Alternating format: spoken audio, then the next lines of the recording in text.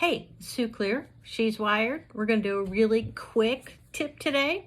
Not many people know that you can, when you go to take a screenshot on something on Safari on your phone, that you have the ability to take a screenshot of the entire page, regardless of how long it is.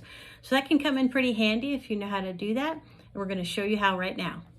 The first thing you're going to want to do is on your iPhone is launch Safari and go to a web page that's pretty long. I've chosen a New York Times article about vegetarian dishes, and as you can see, it's got quite a few dishes on it. It's very, very long, and it's actually perfect for this example.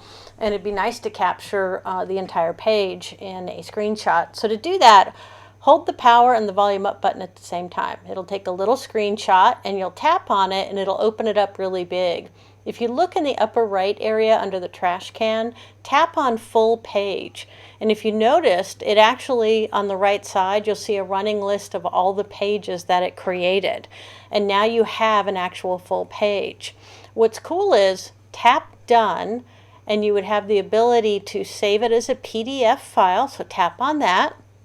And after you tap on that, you'll have the ability to save it into your iCloud Drive if you're running that. I'm able to save it to my desktop and hit save, and I'm going to replace it with the one that I already have on there, and you're basically done. You've created a PDF of this entire long web page. It's pretty cool.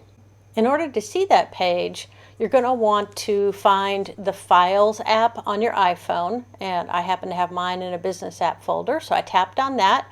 I saved it to my desktop, so tap on the desktop folder, and there you can see the 13 vegetarian recipes, and I'm going to scroll down. I'm not on the website. I'm actually in a PDF version of that entire web page. So it's a really great thing that I can have and share with people and have offline anytime I want it.